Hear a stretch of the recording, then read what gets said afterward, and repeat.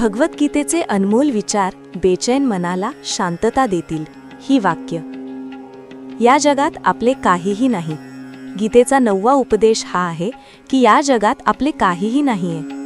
गीता सारामध्ये तुम्ही अनेकदा ऐकले असेल की तुझे काय गेले, ज्यासाठी तू रडतोस. तू काय आणले होतेस, जे तू गमावले. तू काय निर्माण केले होतेस, जे नष्ट झाले. तू जे घेतले इथूनच घेतले, जे काही दिले इथेच दिले. जे आज तुझे आहे ते उद्या दुसऱ्या कोणाचे असेल, कारण परिवर्तन या संसाराचा नियम आहे. कालपर्यंत ज्यांच्याशिवाय तुम्ही जगू शकत नव्हता, आज त्यांच्याशी कोणते नातेच नाहीये, बोलणेही नाहीये. कुठे गेले ते आयुष्यभराचे सगळे संबंध, ते सगळे मित्र जे सोबत जगण्याची मरण्याची बोलणी करत होते. आज माहीतही नाही की ते लोक कुठे निघून गेले. हे जग परिवर्तनशील आहे. सगळे लोक इथे बदलून जातात, प्रत्येक नाते बदलून जाते. आणि तर हे आपले शरीरही दररोज बदलत आहे. बालपणातून तारुण्य, तारुण्यातून म्हातारपण, आणि एक दिवस हे शरीर आपली साथ सोडते. तर कोणासाठी रडायचे आणि कोणाची चिंता करायची. आपण संपूर्ण आयुष्य वस्तू, नाती, जीवनाला बनवण्यात, सजवण्यात, सावरण्यात लागून राहतो. पण एक दिवस सगळे काही विस्कटून जाते. संपूर्ण आयुष्य ज्या संपत्तीसाठी, ज्या नात्यांसाठी आपण लढत राहतो, एक दिवस सगळे काही सोडून आपल्याला या दुनियेतून जावे लागते. अतिमोह टाळा. गीतेचा 10वा उपदेश आपल्याला हे शिकवतो की कोणाशीही अतिमोह कधीही करू नका. श्रीकृष्णांनी गीतेचे संपूर्ण ज्ञान अर्जुनाचा मोह नष्ट करण्यासाठीच सांगितले आहे. हा मोहच आहे जो माणसाला सर्वात जास्त रडवतो. मोह इतका बलवान आहे की वाघासारख्या माणसालाही कोल्हा बनवून टाकतो. जो अर्जुन युद्धात देवतांनाही जिंकला, पण आपल्या नातेवाईकांना युद्धात बघून त्याचे हात थरथरू लागले. तो म्हणाला, हे केशवा, माझ्या हातात धनुष्य धरायची शक्तीही उरली नाहीये. माझे हात कापून राहिले आहेत. मी युद्ध करू शकणार नाही. हा मोह इतका वेदनादायक असतो, ज्याची पीडा सहन न करू शकल्यामुळे अनेक लोक आपले आयुष्य संपवतात, आत्महत्येपर्यंत करतात की त्या व्यक्तीशिवाय आम्ही जगू शकणार नाही. जीवनात कोणाशीही अतिमोह कराल तर आयुष्यभर वेदनेचाच सामना करावा लागेल. जो व्यक्ती आपल्या मोहातून बाहेर येत नाही, त्याचे सगळे काही त्याच्याकडून हिरावून घेतले जाते. त्याची संपूर्ण खुशी संपून जाते. म्हणूनच गीतेचे ज्ञान वारंवार हेच शिकवते की आपल्या मनाचा मोह त्यागून तुम्ही बलवान बना, बुद्धिमान बना, सत्याचे दर्शन करा की वास्तविकता काय आहे. कारण आपला मोह आपल्याला नेहमी खोटेच दाखवतो, खोट्यावरच विश्वास ठेवतो आणि मनात खोट्या आशा जागवतो. आणि हेच आपल्या दुःखाचे सर्वात मोठे कारण आहे. आपणच मोह करतो, आपणच लोकांकडून अपेक्षा लावून बसतो, पण वास्तविकता अगदी वेगळी असते. लोक तसे नसतात जसे आपण मानून घेतो, जसे आपण समजून घेतो. कारण मोहामुळे आपल्याला सच्चाई दिसू शकत नाही, लोकांचा खरा चेहरा दिसू शकत नाही. म्हणूनच गीतेचा उपदेश आपल्याला हे शिकवतो की जीवनात जर आनंद आणि प्रसन्नतेने राहायचे असेल तर कोणाशीही अतिमोह कधीही करू नका. दुःखाला घाबरू नका, तेही बदलणार. गीतेचा 11वा उपदेश हा आहे की या दुनियेत जर आला असाल तर दुःख तर मिळणारच, मिळणारच. दुःखाने कधीही घाबरू नका, दुःखाने कधीही डगमगू नका. श्रीकृष्णांनी गीतेत म्हटले आहे की हे जग दुःखालयम अशाश्वतम आहे. अर्थात हे जग दुःखाचे भर आहे. जसे औषधालयात औषधी मिळते, पुस्तकालयात पुस्तके मिळतात, चिकित्सालयात चिकित्सा होते, तसेच या जगालाही श्रीकृष्णांनी एक नाव दिले आहे, दुःखालय, जिथे दुःख मिळते. दुःख तर इथे प्रत्येकाच्या जीवनात येतेच येते, पण जर दुःख आले आहे तर सुख पण येईल. म्हणूनच दुःखाने कधीही घाबरू नये, कारण हे जग दुःखालय पण आहे आणि अशाश्वत पण आहे. अशाश्वतचा अर्थच हा होतो की इथे कायमस्वरूपी काहीही नाहीये. इथे सगळे काही बदलून जाते. दुःख सुखात बदलते आणि सुख दुःखात बदलून जाते. सन्मान अपमानात आणि अपमान सन्मानात बदलून जातो. खुशी वेदनेत आणि वेदना खुशीत कधीही बदलू शकते. जीत हारमध्ये आणि हार जीतमध्ये इथे कधीही काहीही बदलू शकते. काहीही कायमस्वरूपी नाहीये. ना तर आपण कायमस्वरूपी आहोत, ना तर आपल्याशी जोडलेली कोणतीही गोष्ट इथे कायमस्वरूपी आहे. कारण हे जग अशाश्वत आहे, शाश्वत नाहीये. इथे सगळे काही बदलणारे आहे. इथे काहीही कायमस्वरूपी राहणार नाही. तर तुमचे दुःख पण कायमस्वरूपी राहणार नाही. म्हणूनच दुःखाने कधीही घाबरू नये. भगवद्गीतेतील आणखी 9 महत्त्वाचे उपदेश. श्रीमद भगवद्गीतेचे हे उपदेश जर कोणताही व्यक्ती नीट समजून घेईल आणि त्याला आपल्या आयुष्यात उतरवेल तर ही नक्की गोष्ट आहे.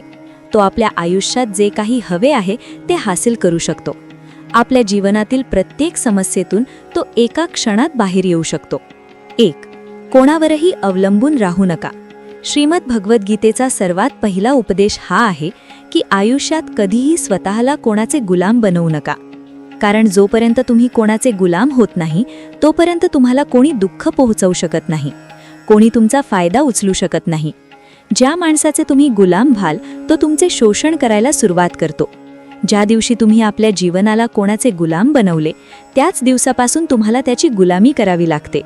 इतरांचे तर सोडाच, जे लोक आपल्या नोकरांचे, कामवाल्या बाईंचे गुलाम होतात तर त्यांचे सगळे काही सहन करायला सुरुवात करतात.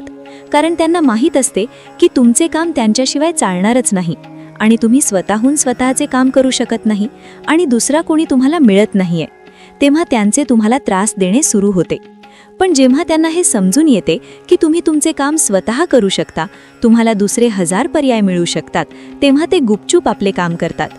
आता जर तुम्ही अशी नोकरी करत असाल जिथे तुमच्या बॉसचे चूक असूनही तुम्ही त्याचे टॉर्चर सहन करत राहता, तर तुम्हाला माहीत असते की तुम्ही त्याचे गुलाम आहात आणि तो त्याचा पूर्ण फायदा घेतो. आणि तर ज्या घर परिवारात तुम्ही राहता, जर तिथेही तुम्ही कोणाचे गुलाम असाल तर तो तुम्हाला पूर्णपणे पिळून टाकतो. कारण तिथे तुम्ही 24 तास राहता, दुसरीकडे जाऊच शकत नाही. तो माणूस तुमच्या डोक्यावर चढून नाचेल आणि तुम्हाला पूर्णपणे आपल्या नियंत्रणात ठेवेल. लोकांना आपल्यापेक्षा कमजोर माणसाला आपल्या नियंत्रणात ठेवायला खूप मजा येते. तुम्ही भले हजारोसाठी चांगले करा, भले प्रत्येक ते काम करा ज्यामुळे त्यांना खुशी मिळेल, पण असे लोक तुमची मान दाबून ठेवतात. तुमच्यात जर काही प्रतिभा असेल तर तुमचे पंखच कापले जातील. तुमच्यासोबत प्रत्येक ती कोशिश केली जाईल ज्यामुळे तुम्ही आयुष्यात कधीही पुढेच जाऊ नये. कोणाचे गुलाम असणे मरून जाण्यापेक्षाही वाईट असते. अवलंबून राहणे तुम्हाला गुलाम बनवून ठेवते. तुम्ही कधी लक्ष देऊन पाहिले का की तुमचे आयुष्य तेच लोक खराब करतात ज्यांच्यावर तुम्ही अवलंबून असता. तुमचे सगळे दुःख तिथूनच येते ज्याचे तुम्ही गुलाम होता. गुलामी फक्त शरीर किंवा कामाची नसते, सर्वात मोठी गुलामी मनाची असते की आयुष्यात कोणीतरी आपल्याला सांभाळायला हवे, नाहीतर आपण आनंदी राहू शकणार नाही. एकटेपण लोकांना सहन होत नाही. मग अनेकदा तुम्ही अशा लोकांशी जोडले जातात जे तुमच्या या मनाच्या मोहताजीचा पूर्ण फायदा घेतात.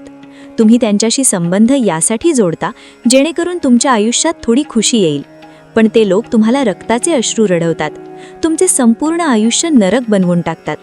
एक गोष्ट लक्षात ठेवा की आई-वडिलांशिवाय असा जगात आजपर्यंत कोणीच नाही की ज्यांच्यावर तुम्ही अवलंबून असाल आणि तो तुमचा फायदा घेणार नाही.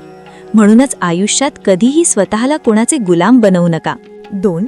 एकटेपणाला घाबरू नका.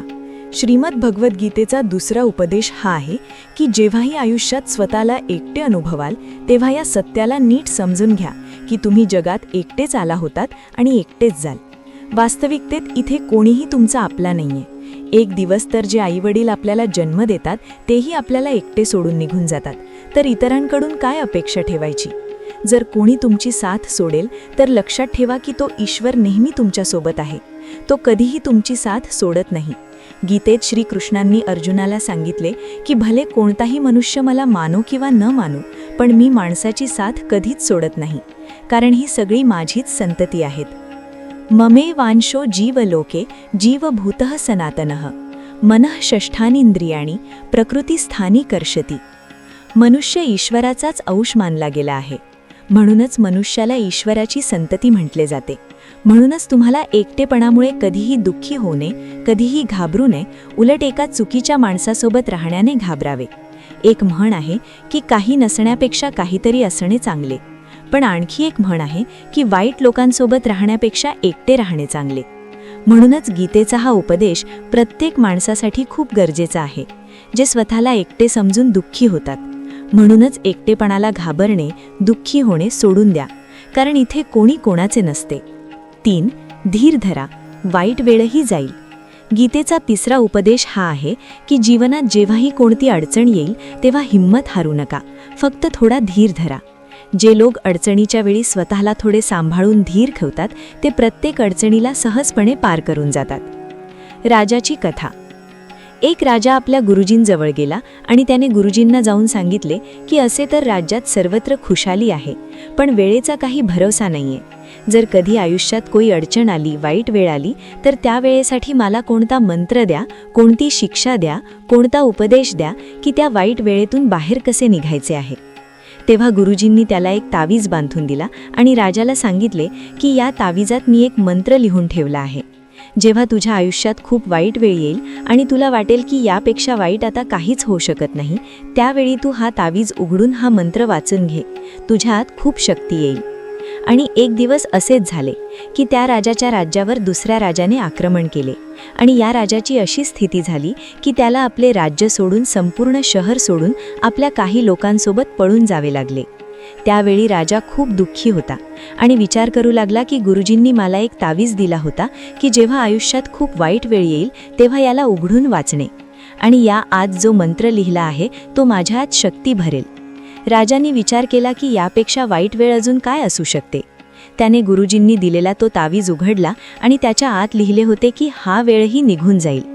या वचनाला वाचून राजाच्या मनात एक शक्ती आली, विश्वास जागा झाला की हा जो वाईट वेळ आहे हा पण टिकणारा नाहीये, हा पण निघूनच जाईल. म्हणून मला हिंमत हरायची नाही, पुन्हा आपली सेना उभी करायची आहे.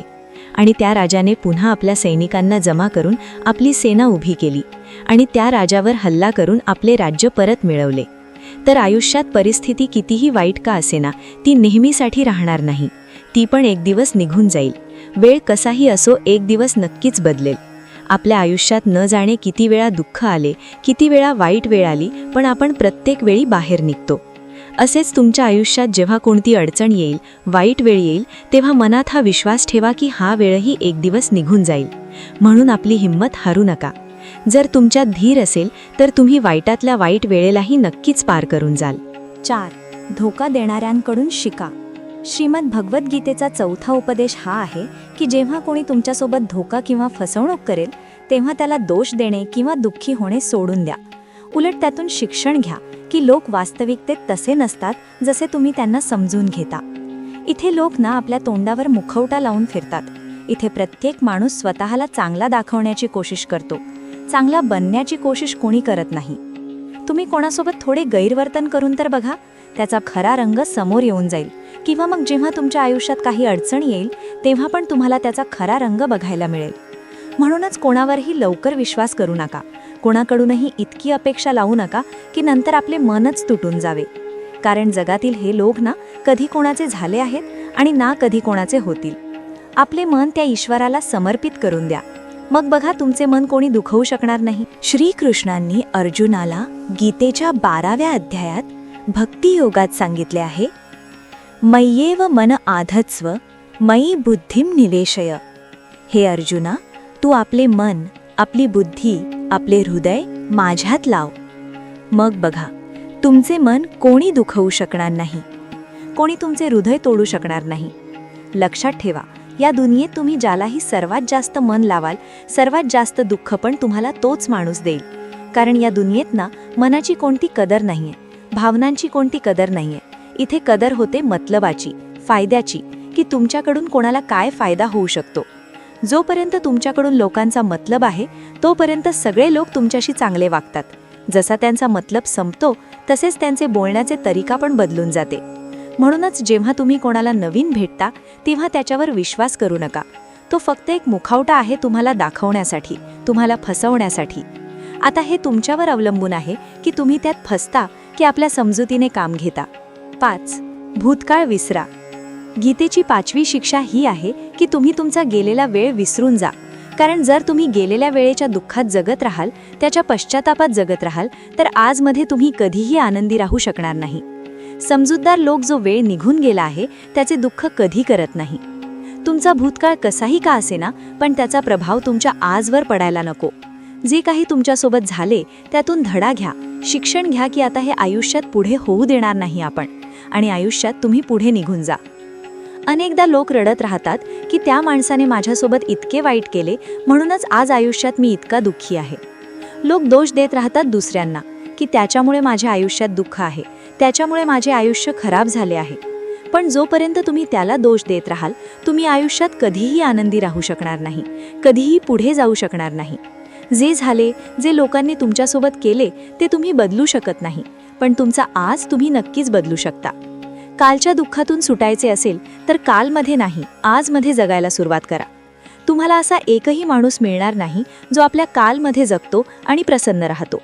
तुम्हाला फक्त तोच माणूस खुश राहील जो आपल्या आजमध्ये जगतो. कालमध्ये जगणारा माणूस कोणातरी वेदनेशी जोडलेला असतो, कोणातरी दुःख, कोणातरी पश्चातापाशी जोडलेला असतो. कालमध्ये जगणे तुमच्या आयुष्यातील सगळ्या खुशा हिरावून घेईल. तर शक्य तितके आपल्या भूतकाळाला विसरून जा आणि आपल्या वर्तमानात जगायला सुरुवात करा. 6. योग्य व्यक्तीवरच प्रेम करा. श्रीमद भगवद्गीतेचा 6वा उपदेश हा आहे की प्रेम फक्त त्याच्यावरच करा जो तुमच्या प्रेमास पात्र असेल. ज्याला तुमच्या प्रेमाची कदर नाही त्यापासून जितके दूर राहाल तितके चांगले असते. आजकाल लोक म्हणतात की सर्वात जास्त वेदना प्रेम देते. लोकांनी प्रेम सारख्या पवित्र गोष्टीला गलिच्छ केले आहे, विष बनवले आहे. सर्वात जास्त लोक एकमेकांना प्रेम आणि विश्वासाच्या नावावरच लुटतात. जर तुमचे कोणावर प्रेम नसेल तर तो तुमच्या भावनांना दुखावू शकतच नाही. संबंध कोणताही असो, अतिप्रेम कोणावर कराल आणि जर तो त्यास पात्र नसेल तर दुःखाशिवाय दुसरे काही मिळणार नाही. वास्तविकतेत प्रेम वेदना देत नाही, उलट अशा माणसावर प्रेम करणे वेदना देते ज्याला तुमच्या प्रेमाची कदर नाहीये. तर प्रेम फक्त त्याच माणसावर करा ज्याला तुमच्या प्रेमाची कदर आहे. जिथे तुम्हाला हे जाणवेल की तुमच्या प्रेमाची, तुमच्या भावनांची कोणाला कदरही नाहीये, तिथून तुम्ही कृपया करून स्वतःला दूरच ठेवा. 7. नातेवाईकांच्या जळण्याकडे दुर्लक्ष करा. गीतेचा 7वा उपदेश हा आहे की आपले नातेवाईकच आपल्याशी सर्वात जास्त जळतात. आपल्या यशाने सर्वात जास्त अडचण आपल्या नातेवाईकांनाच होते. बाहेरच्या लोकांना कोणताही फरक पडत नाही की तुमच्या आयुष्यात काय होत आहे, पण जे तुमचे नातेवाईक असतात त्यांची पूर्ण नजर राहते तुमच्या आयुष्यावर. बाहेरून तर ते हेच म्हणतील की पुढे व्हा, यशस्वी व्हा, खुश राहा आयुष्यात, आणि जेव्हा त्यांना तुम्ही तुमच्या यशाबद्दल सांगाल, आपल्या कोणत्या तरी यशाची बातमी त्यांना ऐकवाल, तर ते ऐकून त्यांना बिलकुल खुशी होत नाही. अनेकदा संपूर्ण दुनिया तुम्हाला पसंत करते, तुमच्या कामाची तारीफ करते, पण तुमची कदर तुमच्या घरातच होत नाही. महाभारताचे युद्ध बाहेरच्या लोकांमध्ये झाले नव्हते, ही भावाभावांमधील लढाई होती. पांडवांच्या प्रत्येक सुखाने दुर्योधन जळत असे. जेव्हाही पांडव कोणत्या कामात यशस्वी होत असत तेव्हा त्याला बिलकुल सहन होत नसे. दुर्योधन प्रत्येक प्रयत्न करत असे पांडवांना खाली पाडण्याचा, शक्य तितके त्यांना दुःखी करण्याचा, आणि तीच भावांमधील आपसातील जळफळ महाभारताच्या युद्धाचे कारण बनली, ज्यात न जाणे किती अगणित लोक मारले गेले. बाहेरच्याला काय फरक पडतो की तुम्ही कसे आयुष्य जगता, पण हे जे नातेवाईक असतात, हे जे जवळचे लोक असतात, यांना तुमची खुशी सहन होत नाही. सर्वात धोकादायक असतात हे लोक, कारण हे बाहेरून खूप गोड वागतात, तुम्हाला चांगले चांगले शब्द बोलतात, पण तुमच्या पाठीमागे हे तुमच्याशी जराही खुश नसतात. तर म्हणूनच कोणालाही आपलं समजण्यापूर्वी तुम्ही हे नक्की तपासा की तू खरंच तुमचा आपला आहे की फक्त आपलेपणाचा दिखावा करत आहे. 8. जास्त चांगले बनू नका. गीतेचा 8वा उपदेश हा आहे की आजच्या युगात खूप जास्त चांगले बनू नका, नाहीतर हे जग तुम्हाला लुटून कंगाल करून टाकेल. पांडवांची कथा ही शिक्षा देते की जास्त चांगले बनणे तुम्हाला अनेकदा खूप दुःख देऊ शकते. जे पांडव नेहमी धर्मावर चालत असत, कधी कोणतेही वाईट काम केले नाही, पण त्यांचे संपूर्ण राजपाट निघून गेले. त्यांच्या पत्नीला भरलेल्या सभेत वस्त्रहीन करण्याचा प्रयत्न केला गेला. भिक्षा घेऊन त्यांना आपले आयुष्य जगावे लागले. कारण काय होते? ते काही जास्तच चांगले बनत होते. ही तर तेव्हाची गोष्ट आहे, आणि आजची दुनिया तर अधिक बदलली आहे. लोकांना चांगल्या माणसाला इज्जत कमी देतात, उलट त्याचा वापर जास्त केला जातो. जर तुम्ही पण लोकांसोबत चांगले वागता तर तुम्ही या गोष्टीचा अनुभव स्वतः करू शकाल. तुम्ही जितके लोकांसोबत चांगले वागता, लोक तुमच्यासोबत तितके गैरवर्तन करतात. लोक तुमचा तितका जास्त वापर करतात. तुम्ही दुसऱ्याच्या खुशीसाठी काहीही करत जाता आणि लोक फक्त तुमचा फायदा घेण्यात लागलेले राहतात. म्हणूनच आजच्या काळात आनंदी राहायचे असेल ना, तर खूप जास्त चांगले बनू नका. याचा अर्थ हा नाही की तुम्ही वाईट माणूस बनून जा. तुम्ही तुमच्या नजरेत चांगले बनून राहा. जगाच्या नजरेत चांगले बनण्याचा प्रयत्न कधीही करू नका. 9. जिथे आदर नाही तिथे जाऊ नका. गीतेचा 9वा उपदेश हा आहे की जिथे तुमच्यासाठी प्रेम आणि इज्जत नाही तिथे कधीही जाऊ नका. महाभारताचे युद्ध सुरू होण्यापूर्वी श्रीकृष्ण हस्तिनापूरला गेले होते पांडवांकडून शांती प्रस्ताव घेऊन. तेव्हा शकुनीने दुर्योधनाला सांगितले की हा कृष्ण मोठा मायावी आहे, जर हा आपल्या पक्षात आला तर समजून घ्या पांडव हरलेच. तर याची सेवा कर, याला आपल्या घरी येण्याचे आमंत्रण पाठव, याला खुश कर. जेव्हा श्रीकृष्ण हस्तिनापूरला पोहोचले तेव्हा दुर्योधनाने त्यांना आपल्या घरी येण्यासाठी सांगितले आणि श्रीकृष्णांना म्हणाला, तुम्ही माझ्या घरी राहा, माझे आतिथ्य स्वीकार करा, माझ्या घरी भोजन करा.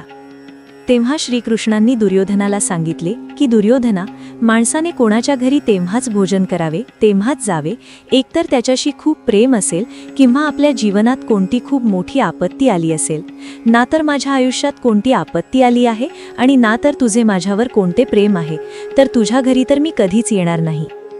तू मला आपल्या घरी फक्त आणि फक्त आपला स्वार्थ पूर्ण करण्यासाठी बोलवत आहेस आणि मतलबी लोकांच्या घरी कधीही जाऊ नये. म्हणूनच यातून आपल्याला ही शिक्षा मिळते की ज्याच्या मनात तुमच्यासाठी प्रेम नाहीये, इज्जत नाहीये, तिथे तुम्ही कधीही राहू नये. तुम्ही फक्त त्याच ठिकाणी राहावे जिथे तुमची कदर असेल. मला आशा आहे की हा व्हिडिओ तुम्हाला नक्की आवडला असेल. व्हिडिओ आवडला असेल तर एक लाईक नक्की करा आणि कॉमेंटमध्ये जय श्री कृष्ण नक्की लिहा.